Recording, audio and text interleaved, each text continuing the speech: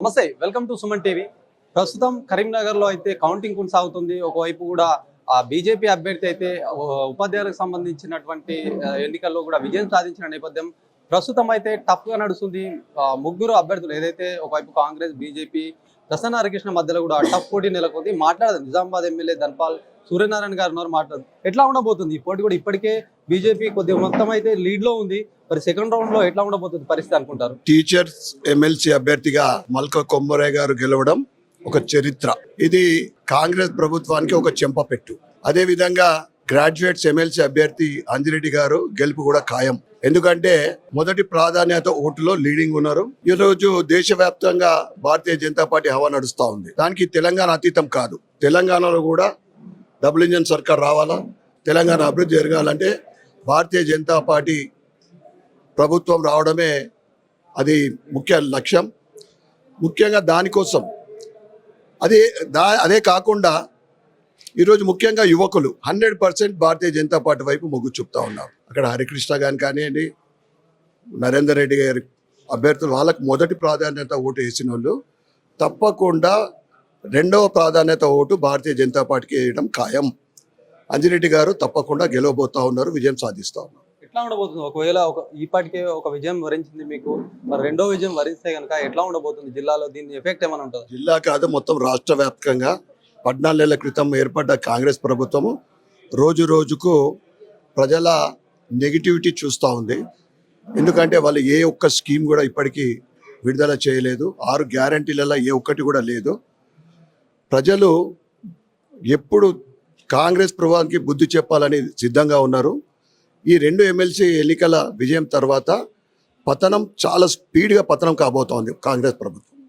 Right, మీరు చెప్పారు ఈ అభ్యర్థులు గెలిస్తే కనుక మీరు అన్ని వర్గాలకు కూడా న్యాయం చేస్తాము.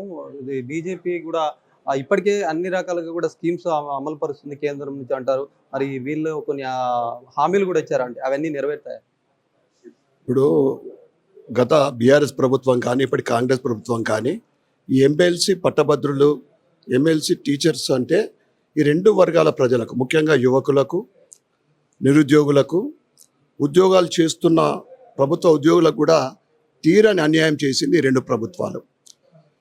అప్పటి ప్రభుత్వము ఇంటింటికి ఉద్యోగం అని, వీళ్ళు జాబ్ క్యాలెండర్ విడుదల చేసి సంవత్సరంలోనే 2 లక్షల ఉద్యోగాలని, నిరుద్యోగులు వాళ్ళు 3,000 చెప్తే కాంగ్రెస్ 4,000 చెప్పి, ఇక గ్రాడ్యుయేట్ చేస్తున్న స్టూడెంట్స్కు సపోర్టివ్గా లోన్ ఇస్తామని చెప్పి, మహిళలకు స్కూటీలు ఇస్తామని చెప్పి ఏ ఒక్కటి అమలు పరచలేదు. ఇక ఉద్యోగాల విషయంకి వస్తే ఉద్యోగస్తులు చేస్తున్న వారు కూడా పాపం ఏదైతే జీపీఎఫ్ అనుకుంటా వాళ్ళు కూడబెట్టుకున్న డబ్బు ఒక్కొక్క రిటైర్డ్ ఉద్యోగి 20 నుంచి 40 లక్షల రూపాయలు రావాలి.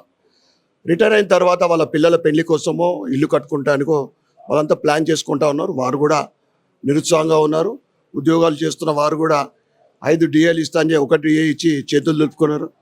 ఇక 317 జీవోని అయితే తీరని ఎంత నష్టం చేస్తూ ఉందో అంటే టీచర్ ఉద్యోగస్తులకు, ఇతర డిపార్ట్మెంట్ ఉద్యోగులకు భర్త ఒక దగ్గర, భార్య ఒక దగ్గర. ఇవి నేను ముఖ్యమంత్రి కాగానే ఇది సవరిస్తా అని చెప్పి అది కూడా సవరించక ఈ 2 ప్రభుత్వాలు కూడా ఈ నిరుద్యోగులకు, యువకులకు, ఉద్యోగం చేస్తున్న ఉద్యోగస్తులకు, రిటైర్డ్ అందరికీ అన్యాయం చేయడం జరిగింది.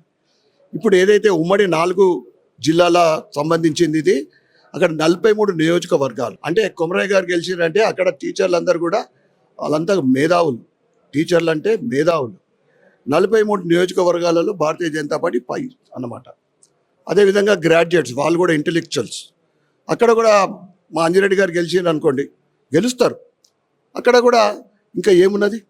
ఈ మేధావి వర్గం కదా సమాజానికి ఒక మెసేజ్ ఇచ్చేది, ఒక సమాజానికి వాళ్ళ శిష్యులకు టీచర్లు గురుబోధన చేసేది వాళ్ళే కదా. అందుకోసమే ఈ కాంగ్రెస్ ప్రభుత్వం పని అయిపోయినట్లే. ఏదో కాగితపు లెక్క మా కిషన్ రెడ్డి గారి మీద, ఎందుకంటే బీజేపీ ఎదుగుదల చూడలేక అవాకులు చివాకులు చేస్తూ ఉన్నాడు. అటువంటి వల్గర్ లాంగ్వేజ్, ముఖ్యమంత్రి స్థాయి దిగజారుడు మాటలు మాట్లాడేది ఆయనకే చెందుతుంది.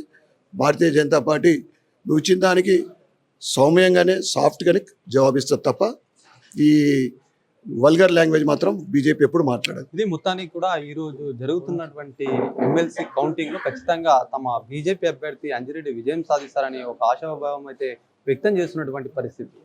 కెమెరా పర్సన్ జగదీష్తో శ్రీనివాస్, సుమన్ టీవీ, నిజామాబాద్.